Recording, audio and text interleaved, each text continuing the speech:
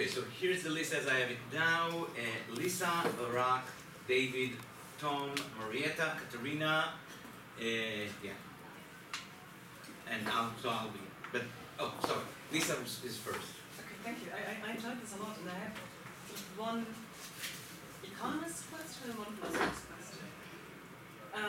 The first is, and that I think is very much also what you touched upon in the last part of your comments. You talk about reciprocity, and that's the relation between two people exchanging something, right?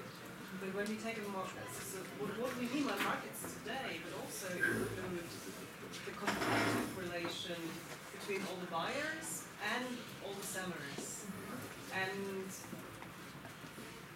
the Aristotelian idea of reciprocity that you're here applying to markets seems to assume that people are acting very freely, they take their normative considerations into account, they are not being pushed by competition to demand a certain price or to show a certain willingness to pay. And so it seems that if you want to sort of bring together that idea of reciprocity at the level of, between the buyer and the seller, and the more systemic view about markets, the competition is part of the picture, what you'd have to bring about that the competition is regulated such that what buyer and seller end up doing to each other follows a rough norm of reciprocity, despite, or maybe an economist would say because of the way the competition is structured. So the question there would be, is that what you have in mind as sort of a possibility of taking this up for the modern world? And the second question is sort of much more from the philosophical angle. I very much like the way in which you emphasize that we don't need to have a precise equivalence between things. There can be this rough sense of what's roughly adequate. Because I think often we have a wrong expectation. You need exact numbers, and only then can values play around in the economy. But still, I want to push you a bit on. Okay, no labor theory of value behind it, as you also said, no utility theory behind it. What then can give us even that rough notion, unless we are assuming, as Aristotle probably did, that there's a very broad consensus about values in a society? Can we take two at a time? Sure. So we have 8 people now. I already put myself aside. So, Barak. My comment follows up nicely. Reciprocity is a nice word, but if we were to mechanize it, I guess it is certain behavior that either conforms or is contrary to a community social norm that the community then uses its collective power to enforce.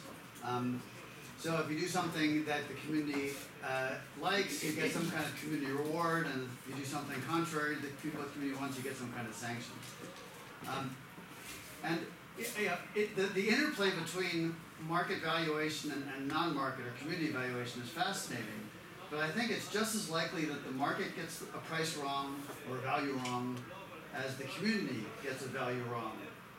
And you can imagine there are many times when, under the guise of reciprocity or under the guise of enforcing community norms, you actually see a lot of coercion. A lot of coercion that is both individually problematic to the individual, and problematic, you might even say, in a dynamic sense. In many ways, actually, the market is a counterforce, a liberator to a coercive community norm. And maybe that's a cautionary tale to the overall story. I don't know if that's inside or outside Aristotle. Okay, no, this is great. And I think you're all pushing me on how relevant Aristotle is for contemporary markets.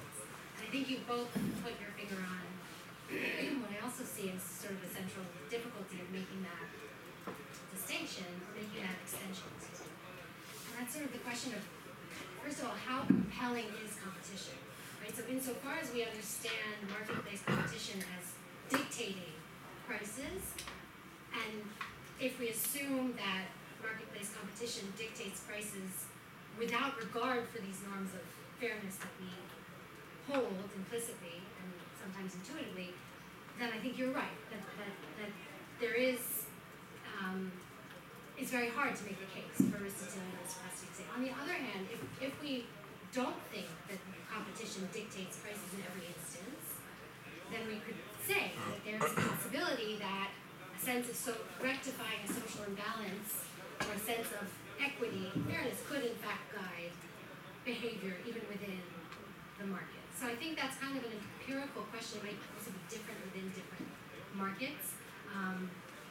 And it might be an opportunity maybe to think about markets that are not sort of a particular scale in terms of this model, as opposed to markets for commodities that are clearly dictated by, in which prices are clearly dictated by competition. I think it's important to emphasize that, in a sense, I read Aristotle as making a descriptive claim here. I don't think he's saying that the community should determine prices and that there's some alternative to that we could imagine normatively. I think he's saying the community just does determine prices because when two people are interacting in this way, they are guided by a sense of balance, a sense of rectifying a disbalance that's caused by the initial act of transfer, sale,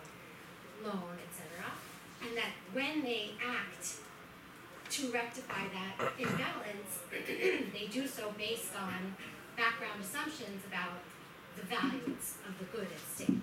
So, and I think in that sense, I'm not so sure that what he's describing is more coercive than what we find in the modern market insofar as the price mechanism does dictate what we're willing to pay for a given good, and doesn't so much allow us to value it as more or less based on some underlying norm of fairness or balance. So I think that's what I would say in response to that. So David and then Tom. Great, that's helpful. And hearing these questions also makes me want to offer a very brief kind of situation of the project, because I really admired the paper. And as another historian of political thought, I should say there's one passage in the whole history of text that matters for the kinds of questions that we've all been asking around the table for the last day and a half. It's Nick Ethic 5.5. And the understanding of that passage in relation to the rest of the book and the rest of the Aristotelian corpus. It's drawn on by Grotius, Pufendorf, Locke, Smith. Smith is accused of being a plagiarist of Aristotle by his contemporaries. Marx, you name it, all the way down. And so I say that to just to emphasize that this isn't an in-the-weeds project of philology, although I could see somebody reading it that way and getting anxious.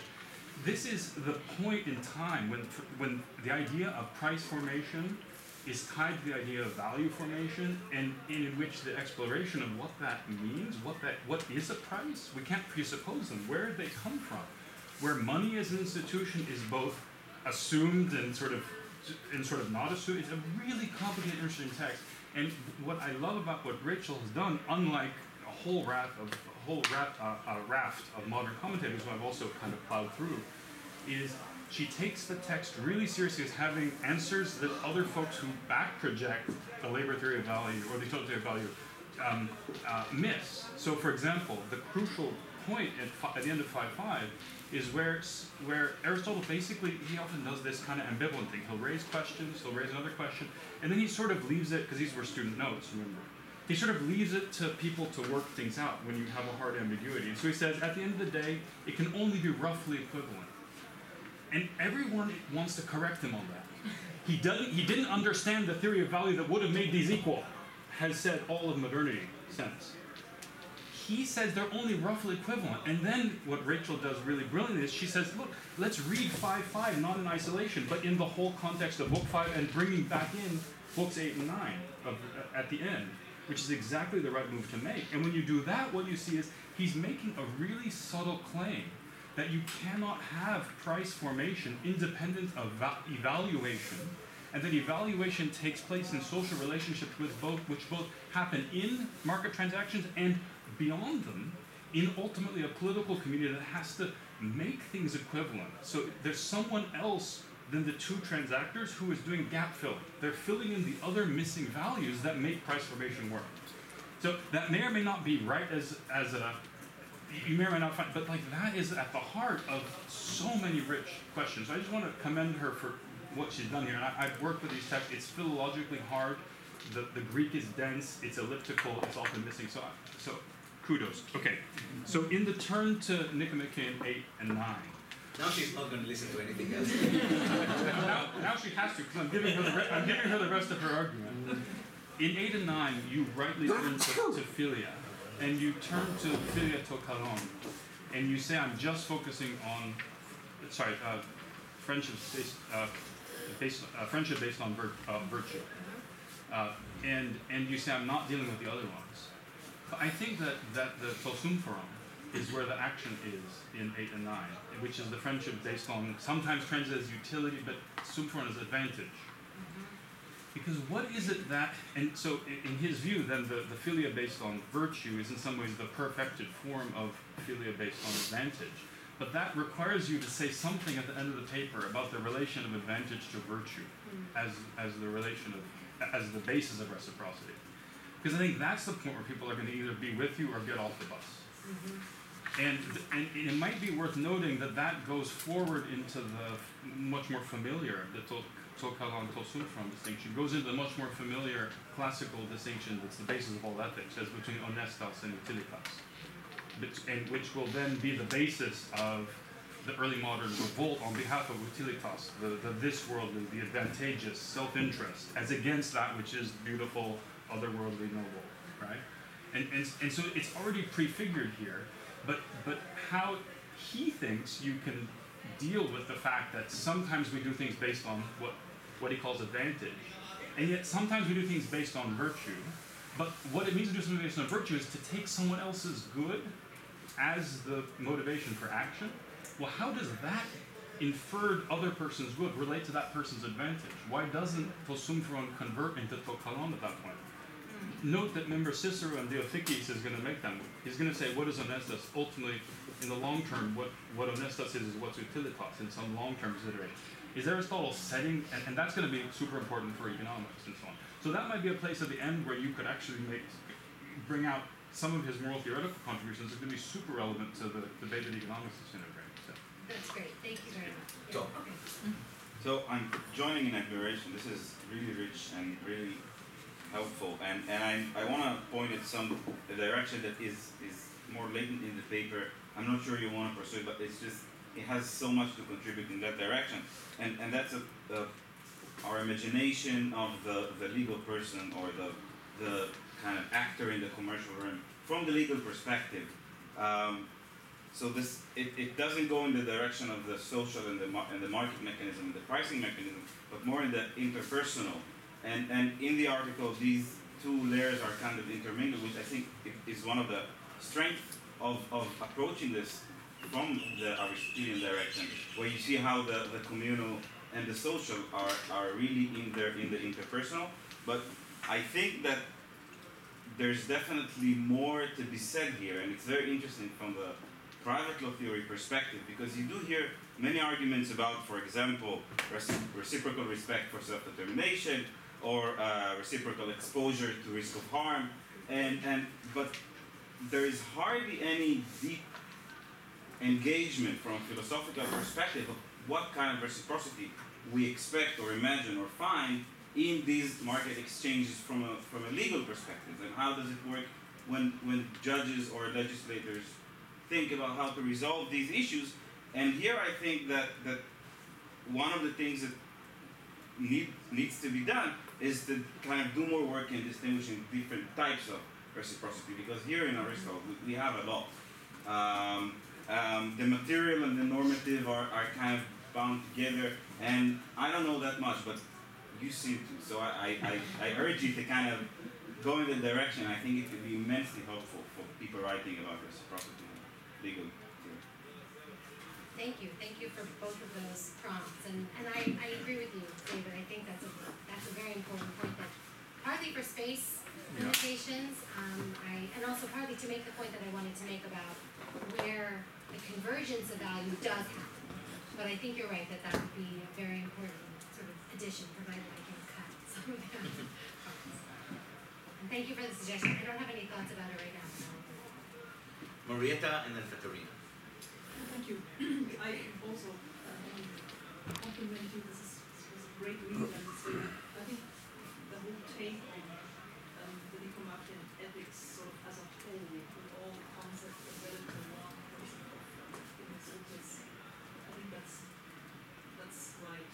So you can just pick out the context. On the other issue, or I have one specific point here also. I would totally agree that this is very relevant to current debates, because the main point here is, as I read you, that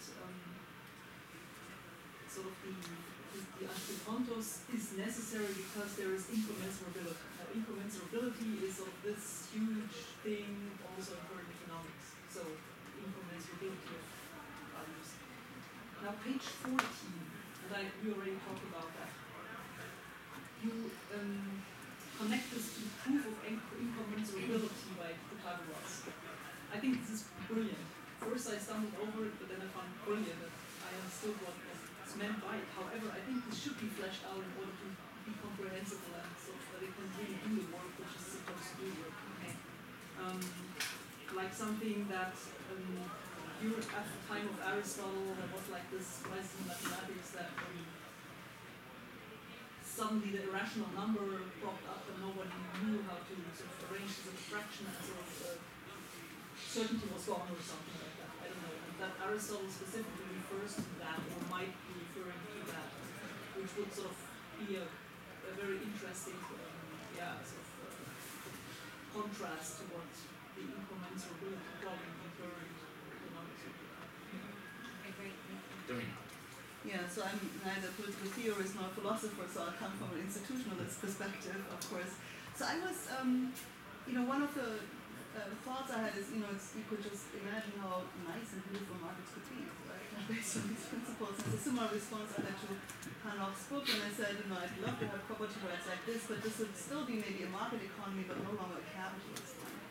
So I think within capitalism, I agree, this is fine. Rachel and I are fine with it. Yeah, no, but let me just now draw a line to Chris's presentation earlier, where she said, money creation if you really have money creation in terms of sort of a system of valuation, and that's I think what Aristotle is wrestling with already, because you're right, I think on page 10 that using coinage had been introduced, has been in circulation. There was something like an economy, it was not a fancy monetary system, but there was certainly also a monetized economy. But once you create that, and we're talking about political economy and hierarchies, so you always have a centralized authority that is behind the currency. Can we avoid the slippage into a more capitalist or power-driven type of economy, right? So that's basically the institutional question I have here. We can reimagine something, but is he actually wrestling with something that he observes, because he sees that actually the money system might be destroying something that he thought would be the ideal way of interacting? I have no idea. I've never read Aristotle in Origin, but I'm just sort of imagining what can we learn from him and how can we realize this? I guess my conclusion is not in a capitalist society, but in a market economy with what kind of features. So this is to be a little bit realistic about it, what this would look like and how sustainable or viable this would be. So Chris has two fingers, so I suggest we join Chris to this group, and then we'll take together Michael, Ralph, and Rory. Okay with that, Ralph? Yeah, so my point follows directly on these 2 points. I have the sense that in the question of the relevance for the modern market, your response to why would this be relevant if the market as we know it is a different scale, a different character that seems antagonistic to reciprocity. I agree with Marietta that your answer is that commensurability is really important and transitive or constant, right, in the making of the market. Is that sort of moment of commensurability as a constructive activity shows us that value arises out of social relation, right? So you don't have to worry so much about the character of the market insofar as you think it's the commensurability thing. And don't think, I think that the market, that the monetary market is not necessarily conservative capitalism. Here I thought that you slipped into the pejorative, like concerned about the modern market. There were times when I may have agreed with basically every line, but there's except the sort of pejorative tone that there's something wrong with money, right? That there was somehow less admirable than friendship, and it may well have been less admirable for Aristotle, but what I wanted to pitch was, I read him in that passage as understanding money as and the communal, therefore, enabling of commensurability as an incredible accomplishment, right? It's not a threat, it's out of a world of in-kind exchange is not a romantic kind of world. The in-kind exchange is an extractive world of dependence and inability to create kind of reciprocity.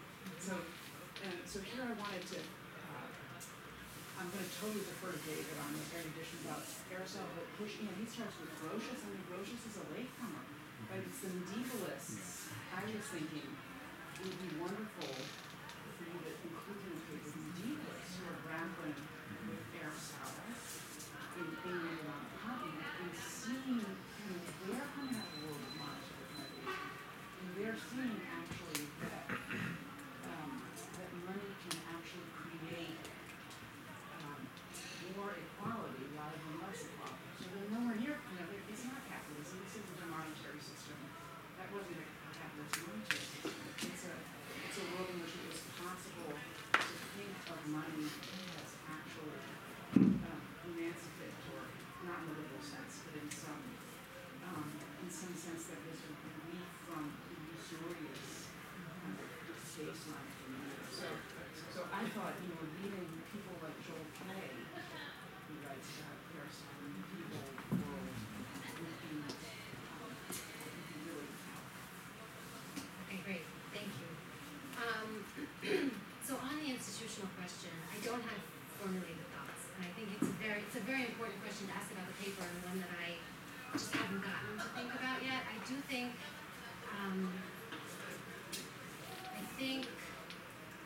that Aristotle was certainly responding. There was a concern, and you see this, I think, more clearly in politics than in the ethics. There is a sense of sort of alarm about the possibilities of commerce getting out of control. I think that argument also has to be read a little bit more subtly than it has, and maybe that's sort of another extension of this. But I don't know how to answer this question about whether there's some sort of inevitable slippage, but I think it's something I have to sort of grapple with.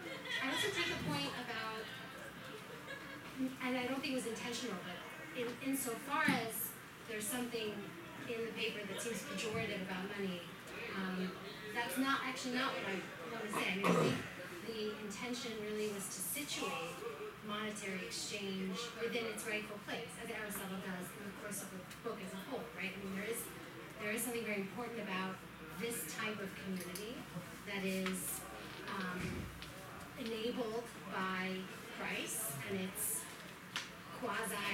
assumption of commensurability, which is not true, but which enables things to sort of to work and enables people to engage and remain engaged over time. And so I think, but at the same time, right, and I think this is how the reading of chapter 5, book 5, within the context of the book as a whole, kind of adds to the interpretation of what he's saying. I think we need to also keep in mind, right, that this mechanism is inherently limited.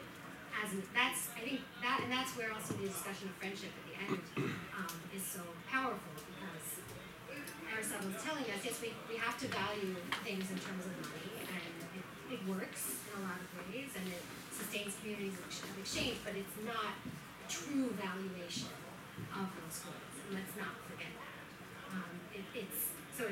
It's inherently, so I think that's, and maybe I need to kind of tone down if there's something pejorative. So Michael, Ralph, and Roy. Okay, Chanoch, I'm going to need about 10 minutes. You get two. Well, I want to start with Chris, because I'm still really busy with the last session. And Chris's money economy that allows us to mention strangers and intimates in the same sentence, let alone the same society, or perhaps the same community. This kind of inclusive, universalized community that we refer to as fraternité since the end of the 18th century. And that, in fact, the market it becomes almost a metaphor for, not a metaphor, a synonym for the inclusionary nature of this new commercial society that invites everyone to partake ostensibly in equal fashion. That doesn't seem to me what Aristotle means by community. But what I guess I really should say, I don't quite understand what you mean by community reading Aristotle. So reciprocity, my impression is largely a relationship between two persons. So when does that reciprocity, when does that relationship become a community? When does it become a commercial community? And then what is the relationship between that commercial community and a political community? That wasn't clear to me either. So the commercial community is one of advantage. Does that mean the political community is one of virtue? And that's the case. So I couldn't follow David's continuity from virtue to advantage, as if but maybe that's what you're trying to say when you kind of refer to commercial community as like a subset. That's, I think, your term, or sub-political exchange, which I also didn't quite understand. So I don't know what community is, and that seems to be a key concept for understanding both the economics and the politics of your argument. The other point I wanted to make is it was very interesting to read about labor as Aristotle's and your observations about the incommensurable quality of labor. I was wondering if land is also to be included in that category of incommensurability.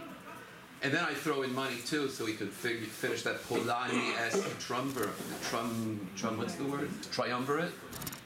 Because there's not a lot of money here, and the little that you do say about money is extremely interesting. But what I really want to get at is then if this commercial reciprocity is not about labor, land, or money, then it's a very particular, that's another term you use a lot, a very particular kind of economy, a very particular, peculiar, and not very representative kind of relationship or reciprocity, separated from what? From virtue, separated from other relationships, separated from the oikos, apparently, and thus not really the principal site of economy.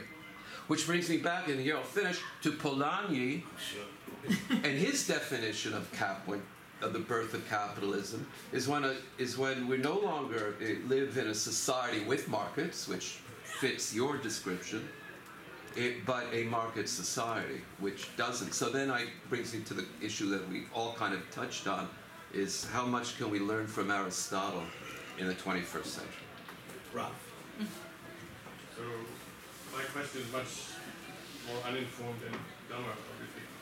I have two questions, and they may be dumb. The first is, how does reciprocity relate to altruism, which appears somewhere in the paper too, but mostly you focus on reciprocity, and it seems to me, as an uninformed reader, much of what you said seemed to be about altruism, so I just love clarification on that. And the second refers to a topic that I think is in passing in the text, and that came up in the discussion I had with Lisa a moment before on the juxtaposition between the two-party exchange in which the price can be regulated on the basis of virtues and the threats coming to that from a market price that emerges, if I've understood that. But it would seem to me that if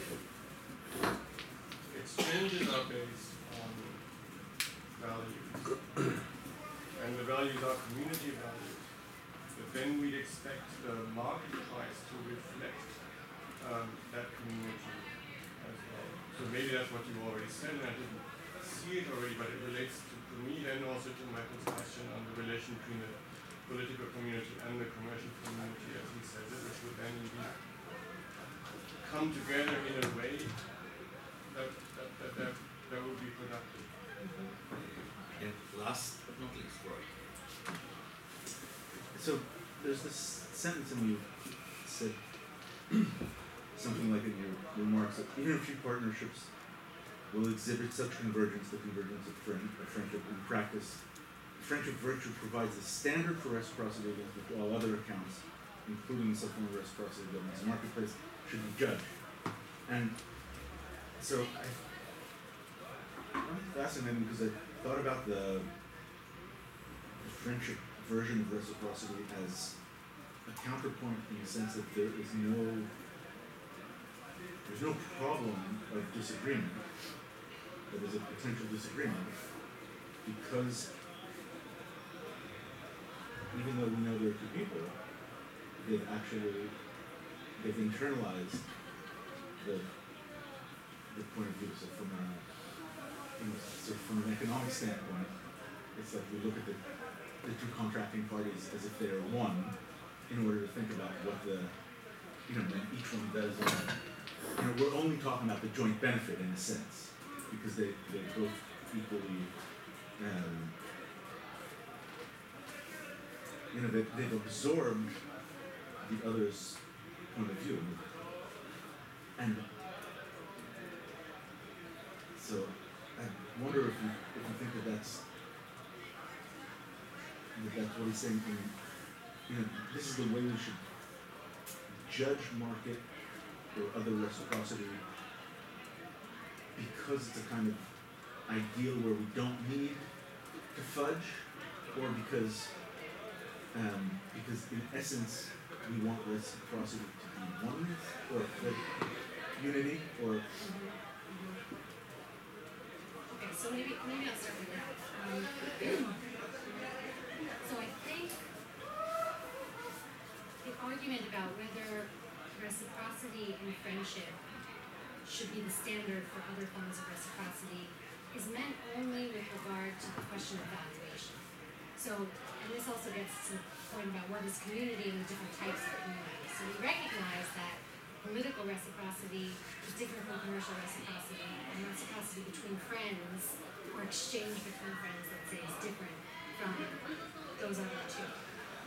When I say that reciprocity among friends is the standard for other types, it's insofar as it shows us that only in that context is the good being exchanged truly appreciated, is the value of the good exchange being truly appreciated, as opposed to in the context of the marketplace where there's a fudging, as you put it. There's a sense in which the parties are not fully aligned in terms of evaluating the good. It's a standard, moreover, insofar as, and I think this is sort of a point we haven't really spoken about, but behind all of Aristotle's accounts of reciprocity are the virtues, right? And the idea that one has to be that the virtues in particular entail the capacity for correct judgment about, or for judgment about the good. And so, and I think that's where Book 4 is so important as well, because there, Book 4, Aristotle is describing the various virtues that enable the person to correctly judge the value of various contributions. And so in that sense, once we get to friendship, when we see finally the two parties being fully aligned in terms of the capacity to evaluate. Could you say that again? Thank you. So once we get to virtue friendship, and we see this happening fully, the sort of the convergence about value that is truly in accordance with the good of the receiving party, then we see how much these other forms of reciprocity fall short. So I think that's the point about the standard. How does reciprocity relate to altruism? So if you ask how it relates in terms of the contemporary literature, it's sort of a form of limited altruism. But I'm trying to push back on that very dichotomy, right, which is so prominent in the way we think about the market between self-interest and altruism. And I think reciprocity occupies this intermediate place. It's not obviously kind of self-interested in the narrow sense that we understand self-interest, and it's not altruistic in the way that we understand altruism, or at least the contemporary economic accounts do, as something that's sort of unconditionally given. right? There is a sense of balance. You don't know exactly what you're going to get back. You might not know that you're going to get back the exact value of what you gave, but and so there might be an altruistic element if we think about it in those terms. But that's why I see it as a category that is more flexible and more that actually captures a lot more of what human interaction is, for the most part, than these sort of two categorically distinct types, namely self-interest and did I forget? What do I mean by community? So I think it arises from Aristotle's descriptions of these different types of community, and obviously there's a fundamental difference for Aristotle between communities of exchange and the political community, and therefore they're governed by different types of reciprocity. I think he's emphasizing that point very clearly. And so a community of exchange would be an ongoing reciprocal relationship between people who are exchanging goods, right? It's almost, that's what I read Aristotle as saying. A political community is a community that's governed around a much broader conception of the good, and that's why the account of the term that he uses for reciprocity in that context is different from what Are the he says. personalities also distinct? No. Rachel has the last word. I'm sorry. I don't know whether, so I want to think about the other two questions. I think the point would be there's no reason why land wouldn't be included for Aristotle. There's no reason why any particular good wouldn't be included. It's a function of that particular community and the types of exchanges that happen within it. But I want to think more about that particular question. On that happy note.